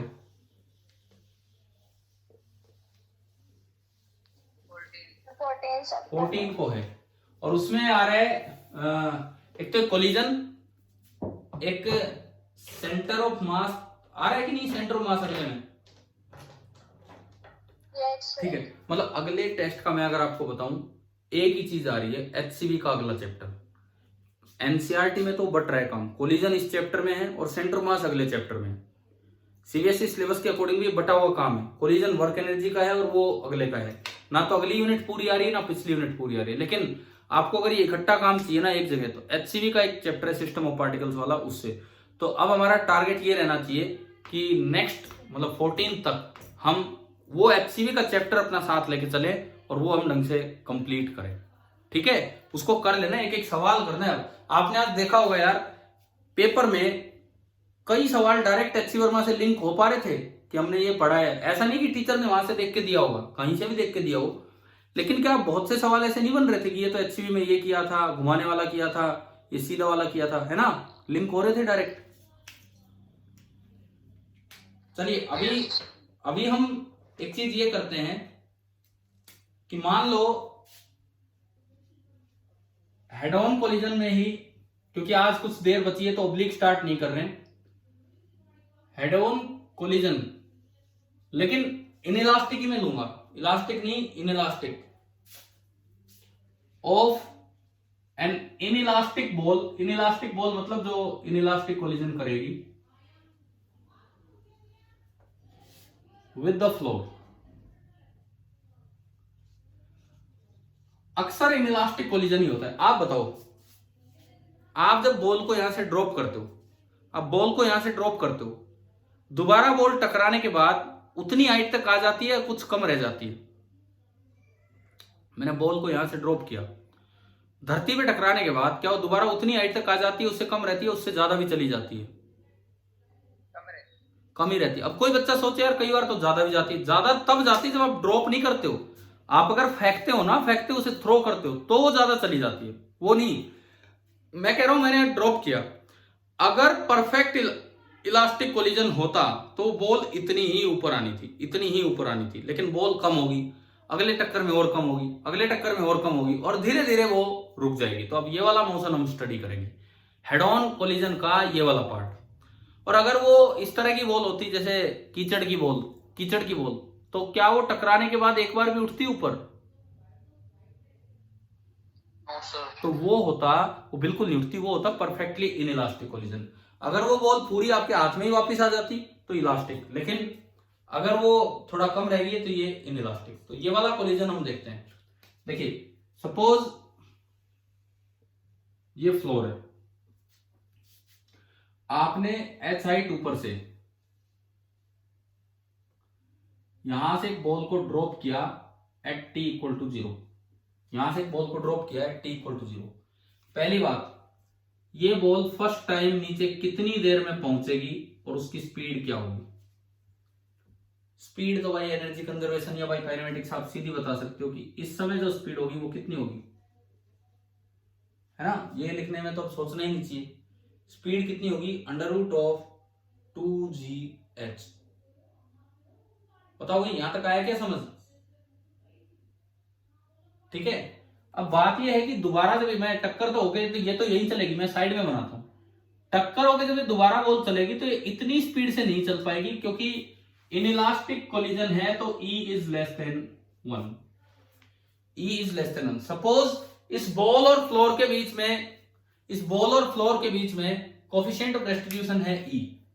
मैंने माना कि बॉल और फ्लोर के बीच में कोफिशिएंट ऑफ डिस्ट्रीब्यूशन E है, तो अगर कोफिशिएंट ऑफ डिस्ट्रीब्यूशन E होगा तो अब आप बताएं कि बॉल दोबारा राइज करना स्टार्ट करेगी तो कितनी स्पीड से राइज करना स्टार्ट करेगी?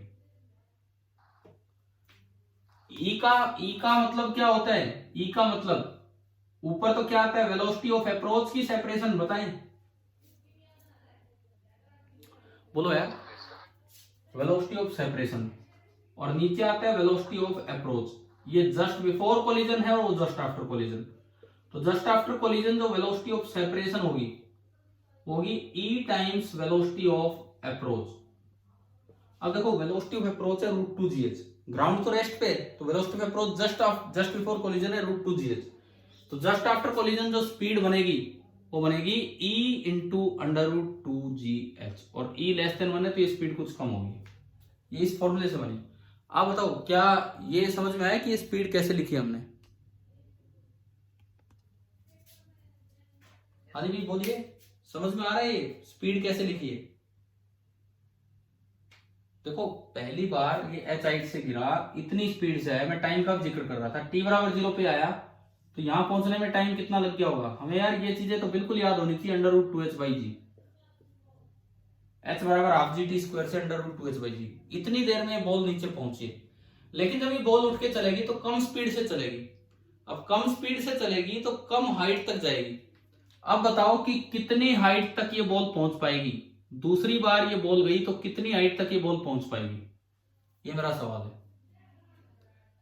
अगर आप किसी बॉल को यू स्पीड से थ्रो करते हो तो मैक्सिमम हाइट रीच होती है यू स्क्वायर बाई 2g। अगर आप किसी बॉल को यू स्पीड से थ्रो करते हैं तो जो मैक्सिमम हाइट वो बॉल पहुंचती है वो होती है यू स्क्वायर बाई 2g। पता है कि नहीं यार, ये काइनेमेटिक्स की इक्वेशन से आ जाती है चीजें तो। ठीक है, तो अगली बार ये जो हाइट पहुंची है ये मैंने एच डैश बोल दी, यू का स्क्वायर बाई 2g, यू का स्क्वायर यानी कि ई square into 2gh by 2g, 2g से 2g कैंसिल, यानी कि अगली बार ये बॉल केवल कितनी हाइट ऊपर आती है, ई स्क्वायर इंटू एच, ई स्क्वायर इंटू एच। देखो ये कुछ फॉर्मूले काइनेटिक्स के सीधे हम लिख रहे हैं। एक तो नीचे आके टकराएगी speed √2gh, time taken √2h by G, U speed से फेंकते हैं तो कितनी ऊपर जाएगी यू स्क्वायर बाई 2g। ये काइनेमेटिक्स के फॉर्मूले हैं दो तीन जो सीधे हमने यूज किए 1D मोशन के, मोशन अंडर ग्रेविटी के। तो एक रिजल्ट, पहला रिजल्ट आपको समझ में आ रहा है क्या, कि अगर बॉल h हाइट ऊपर से छोड़ी है और उसका कोफिशिएंट ऑफ रेस्टिट्यूशन e है ग्राउंड के साथ, तो दोबारा वो कितनी हाइट तक राइज करेगी, ई स्क्वायर इंटू एच। सवाल आ जाए सुनो, मैंने 10 मीटर हाइट से बॉल को ड्रॉप किया है और कोफिशिएंट ऑफ रेस्टिट्यूशन हाफ है, कोफिशिएंट ऑफ रेस्टिट्यूशन हाफ है, तो बताओ टक्कर के बाद बॉल कितनी ऊंचाई तक उठ पाएगी, बताओ बोलो।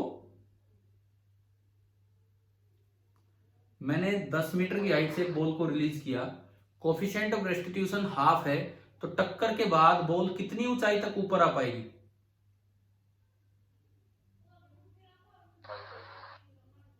ई स्क्वायर इंटू एच, तो 1/4 इंटू 10, 1/4 इंटू 10 मतलब 2.5 मीटर, केवल और केवल 2.5 मीटर तक ऊपर आएगी। ये पहला रिजल्ट है जो इस कोलिजन का आप याद रखेंगे। समझ में आ रहा है कि नहीं, ये फर्स्ट रिजल्ट है जो इस कोलिजन का आप याद रखेंगे कि इतनी हाइट तक पहुंचने के बाद ये बॉल रुक जाएगी, इतनी हाइट तक पहुंचने के बाद ये बॉल रुक जाएगी। अब सवाल ये आता है, ऐसा तो है नहीं कि बॉल हमेशा उछलती रहेगी, बॉल थोड़ी देर में रुकते रुकते रुकते रुकते रुक ही जाएगी, वहीं पे आगे भी नहीं जाएगी। ये तो मैंने डायग्राम आगे बना दिया, आगे जानी नहीं है, वो बॉल वहीं पे रुक जानी है। तो अब आपसे पूछ लिया जाए टोटल डिस्टेंस कितना कवर किया बॉल ने रुकने तक बॉल ने टोटल डिस्टेंस कवर्ड कितना है, अगर ये आपसे पूछा जाए total distance covered by the ball, रुकने तक बॉल ने कितना डिस्टेंस कवर किया, कैसे निकाले। देखो पहली बार में कितना चल के आई, ऊपर से ड्रॉप किया, पहली बार में x, दूसरी बार ऊपर गई कितना चल के गई, ई स्क्वायर एच, जितना चल के गई उतना ही वापस भी आएगी, तो 2 टाइम्स ई स्क्वायर एच।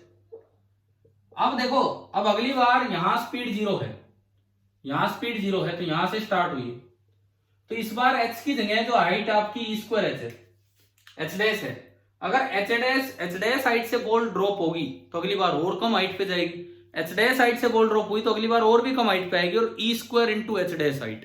समझ में आ रहा है, अगली बार जो बॉल आएगी वो E square into H dash height पे आएगी, तो नेक्स्ट जो बनेगा वो बनेगा E square into H dash, और एच डैश खुद आपका है ई स्क्वायर इंटू एच, ये बन गया ई रेस्ट पावर 4 इंटू एच, और जाना और आना 2 टाइम्स।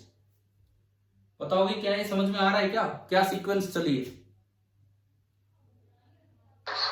तो नेक्स्ट जो टर्म आएगी 2 टाइम्स जाना आना, इसका भी ई स्क्वायर, तो ई रेस्ट पावर 6 टाइम्स, और ये चलता रहेगा, रुकना होगा तो लास्ट में टेंड्स टू 0 हो जाएगा।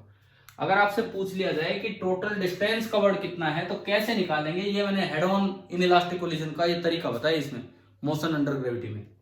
ठीक है, अब मैथमेटिक्स में आपने एपीजीपी पढ़ लिया है चैप्टर सीक्वेंस एंड सीरीज, तो ये एक जीपी बन गया। ये देखो यहाँ पे ये टोटल डिस्टेंस कवर्ड, एच तो कॉमन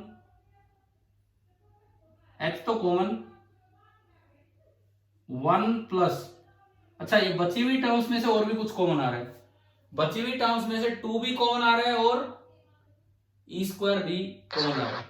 तो इन बची हुई टर्म्स में से 2e स्क्वायर आपने कॉमन लिया तो फर्स्ट टर्म क्या बची 1, सेकेंड टर्म में 2 गया और ई स्क्वायर गया तो एक ई स्क्वायर बचा, थर्ड टर्म में e रेस्ट पावर 4 बचेगा और ये चलता रहेगा अप टू इंफिनिटी। आप बताओ ये सीक्वेंस, ये सीरीज समझ में आ गई क्या लिखी है मैंने? ठीक है।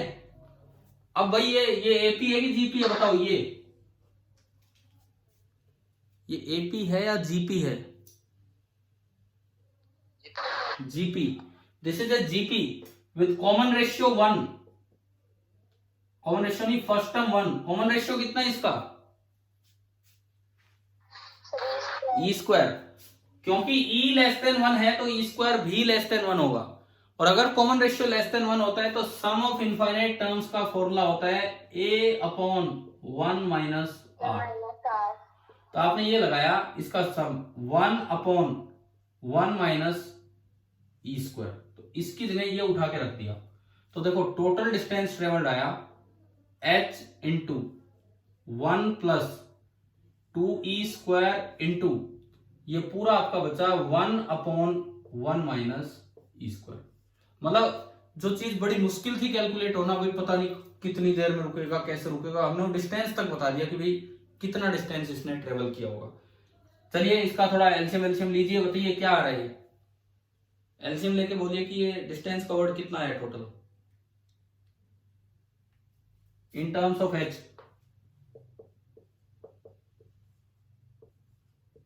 भाई एलसीएम लोगे तो नीचे 1 माइनस ई स्क्वायर और ऊपर 1 माइनस ई स्क्वायर तो यहाँ गया और प्लस 2e स्क्वायर तो ऊपर हो गया 1 plus E square.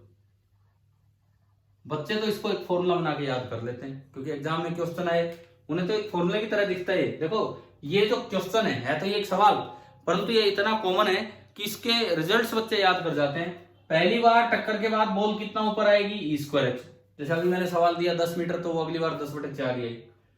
Total distance travel कितना होगा, ये हो गया 1 plus E square upon 1 minus ई स्क्वायर इंटू एच। फिर दोबारा वही सवाल 10 मीटर की ऊंचाई से मैंने एक बॉल को ड्रॉप किया, फेंका नहीं ड्रॉप किया, 10 मीटर की ऊंचाई से बॉल को ड्रॉप किया है।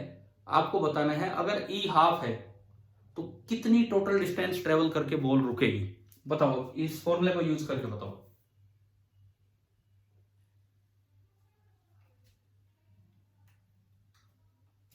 कितनी टोटल डिस्टेंस ट्रेवल करके बॉल रुकेगी।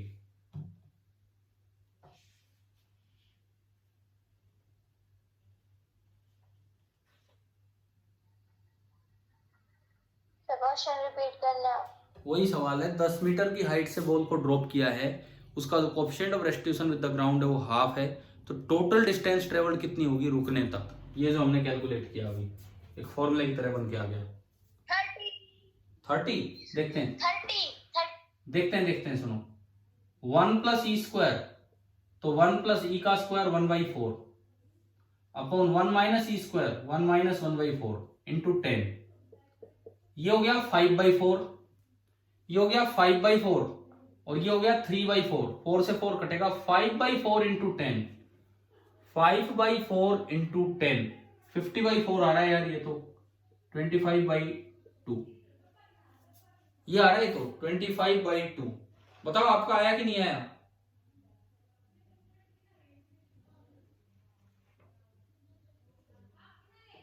हाँ जी, ये आया कि नहीं आया इस फॉर्मूले से आंसर। अरे बोलो कहां गए आप सभी। अगर h 10 है e हाफ है तो रुकने तक टोटल डिस्टेंस ट्रेवल कितनी होगी, क्या इससे निकाल लोगे कि नहीं, 25/2 मीटर। ठीक है, तो ऐसा आया 1 plus E square upon 1 minus ई स्क्वायर इंटू एच। अब ये बताओ अगर रुकने तक टोटल डिस्प्लेसमेंट पूछा जाए, रुकने तक टोटल डिस्प्लेसमेंट पूछा जाए तो वो कितना होगा, डिस्प्लेसमेंट कितना होगा रुकने तक। ऊपर से हाँ 10 मीटर, ऊपर से बॉल को छोड़ा गया है और रुकी ग्राउंड पे है, ऊपर से बॉल को छोड़ा गया और रुकी ग्राउंड पे है, तो अल्टीमेट डिस्प्लेसमेंट तो 10 मीटर ही है ना, चाहे डिस्टेंस कितना भी हो, डिस्प्लेसमेंट है 10 मीटर। डिस्टेंस तो ये आया और डिस्प्लेसमेंट है 10 मीटर। तो एक बार ये बताओ क्या यहां तक ही क्वेश्चन आया समझ, ठीक है। और इस क्वेश्चन ने हमें दो रिजल्ट्स दिए जो हमें सीधे याद रखने चाहिए। दो रिजल्ट्स दिए इस सवाल ने जो हमें सीधे याद रखने चाहिए कि जो h डैश होगा वो E²h होगा पहली बार में, और जो टोटल डिस्टेंस पे होगा वो। अब मैं तीसरे सवाल पे आता हूं। टाइम कितना लगेगा पूरा रुकने में? जब से आपने रिलीज किया है वहां से और नीचे आने तक, रुकने तक टाइम कितना लगेगा?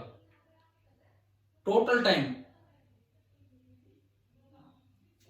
देखो आपको एक चीज बता दूं, अगर आप किसी बॉल को u स्पीड से ऊपर थ्रो करते हो तो उसका जाने और आने का टाइम होता है 2u/g। अगली बार फिर u स्पीड से थ्रो किया, जाने और आने का टाइम है 2u/g। याद है ना ये चीज 2u/g वाली? तो देखो इससे मैं टाइम निकालता हूं, टोटल टाइम। पहली बार जब बॉल आई तो √2h/g टाइम में नीचे आ गई। पहली बार जब बॉल आई तो नीचे उतरने का तो टाइम है √2h/g प्लस 2u/g। अगले मोशन की जब शुरुआत हो रही है तो उसमें u कितना है बताओ? अगले मोशन की जब शुरुआत हो रही है तो उसमें u कितना है? ये रहा e × √2gh। जीरो नहीं है, जीरो कहां है? जीरो नहीं है। u मतलब जिस स्पीड से बॉल ऊपर की तरफ स्टार्ट हुई है, ये आके टकराई, पहली बार उतरने का टाइम ये। अगली बार बॉल इस इनिशियल स्पीड से स्टार्ट हो रही है तो u/g जाना, u/g आना, तो आने जाने का टोटल टाइम होगा 2u/g। ठीक है। अगली बार जब बॉल फिर से स्टार्ट करेगी तो इसका भी e टाइम से स्टार्ट होगी। इस बार स्पीड ये u है, अगली बार स्पीड इसके भी e टाइम से स्टार्ट होगी, मतलब e²। तो अगली बार जो टाइम लगेगा वो होगा 2u/g, और जो u होगा वो इसका भी e टाइम्स हो गया, तो e² × √2gh, और ये आपका पूरा एक सीरीज बन जाएगी। ये बताओ भाई, अगर नहीं समझ में आया तो मैं दोबारा समझाऊं कि टाइम की सीरीज समझ में आ गई कैसे बनी? बताओ, टाइम वाला क्लियर हुआ सभी को? कैसे लिखा हमने? कोई डाउट है तो अभी पूछो इसमें। ठीक है। अब देखिए ये पहली टर्म बनी √2h/g। अगली टर्म g को अंदर ले जाओगे g² बना के, g को अगर आप g² बना के अंदर ले गए तो √2h/g ही अंदर रह गया, और इंटू 2e। अगले में फिर आप g को अंदर ले गए g² बना के, तो √2h/g अंदर रह गया, और इंटू 2e², और ये एक सीरीज चल पड़ी। तो अब तो टाइम निकालना भी आसान हो जाएगा। √2h/g तो पूरे में से कॉमन। अब देखो मैं टाइम की तरफ चलता हूं, टाइम निकालता हूं। √2h/g तो पूरे में से कॉमन। फर्स्ट टर्म बची 1, सेकेंड टर्म बची 2e, थर्ड टर्म बची 2e², एंड ये इस तरह से सीरीज आगे चलेगी, जीपी बन जाएगी। तो ये आएगा √2h/g 1 प्लस, बाकी सभी में से 2e कॉमन ले लो, 1 + e + e², इस तरह की सीरीज आगे चलेगी आपकी। अगेन एक जीपी आ गई। जीपी का सम कितना होता है? फिर से बताओ इसका सम, इस जीपी का sum of infinite terms of GP कितना बनेगा? बोलो यार। a/1 - r, a/1 - r। मैं इसी में मिटा के लिख दूं अगर आप नोट कर रहे हो या समझ में आ गया हो तो ये। ठीक है। तो ये जो सीरीज बनी उसकी जगह मैंने लिख दिया 1/1 - e। आपने एलसीएम लिया 1 - e, पूरे के नीचे एलसीएम लिया 1 - e, तो ये यहां आके मल्टीप्लाई होगा 1 - e, और प्लस ऊपर था 2e, तो -e + 2e + e हो गया। तो जो टोटल टाइम लगा आने में, this is 1 + e/1 - e into √2h/g। रुकने में टोटल ये वाला टाइम लगा है। तो उन्हीं वैल्यूज के साथ आप फिर से भी टाइम कैलकुलेट कर सकते हैं कि भाई कितना टाइम लगा होगा, वही 10 और हाफ लेके। अब एक बात सुनो, मैं इस एक क्वेश्चन के कितने रिजल्ट्स हमें मिल गए वो बताता हूं। बस फिनिश कर रहे हैं क्लास को उन रिजल्ट्स के साथ। पहली बात, अगर आप h हाइट से बॉल को रिलीज करते हैं तो टक्कर के बाद पहले बार में वो कितनी हाइट ऊपर तक आएगी? बोलो, आप बोलो। अगर h हाइट ऊपर से रिलीज करते हैं तो after the collision first time वो कितनी हाइट ऊपर आएगी? अरे नहीं, e² × h। देखो ध्यान से बोलो, रिजल्ट्स, बस रिजल्ट्स, इस सवाल के रिजल्ट्स जो हमें याद कर लेने। h हाइट ऊपर से बॉल को ड्रॉप किया, फर्स्ट टाइम कोलिजन के बाद वो कितनी ऊपर आएगी? केवल E² इंटू एच। ठीक है, दूसरी बात, फर्स्ट टाइम जब वो कोलाइड करती है उसके बाद जब वो स्टार्ट होगी तो कितनी स्पीड से स्टार्ट होगी? E into root two g h. E into root two g h, root two g h से टकराएगी लेकिन E into root two g h से स्टार्ट होगी। तीसरी बात, रुकने तक टोटल डिस्प्लेसमेंट तो h होगा लेकिन टोटल डिस्टेंस कवर्ड कितना होगा? ये फॉर्मूले याद रह जाए तो ऐसे ऑब्जेक्टिव फटाफट होगी, नहीं तो आपको हर बार ये कैलकुलेट करना पड़ेगा न्यूमेरिकल वैल्यू के साथ कुछ भी है। Total distance covered 1 + E² upon 1 - E² into H. और रुकने में टोटल टाइम कितना लगेगा? रुकने में total time 1 + E upon 1 - E into √2h/। चलिए भाई ये बताओ, क्या ये आज की क्लास में मैंने हेड ऑन कोलिजन का एक स्पेशल केस करवाया मोशन अंडर ग्रेविटी वाला और पेपर डिस्कस किया, क्या ये क्लियर हो गया आप सभी को? ठीक है, ठीक है। अब हम जुटेंगे HCV के अगले चैप्टर पे, क्योंकि हमारे अगले टेस्ट का सिलेबस मिक्स है 2 यूनिट से, लेकिन HC वर्मा ने उसे एक चैप्टर में समेट रखा है। तो हमारा टारगेट ये है कि अगले टेस्ट के साथ साथ HCV का वो सिस्टम ऑफ पार्टिकल वाला चैप्टर पूरा हो। ठीक है, और आप लोग अच्छा परफॉर्म कर रहे हैं और अगली बार और इंप्रूवमेंट होगा। Thank you.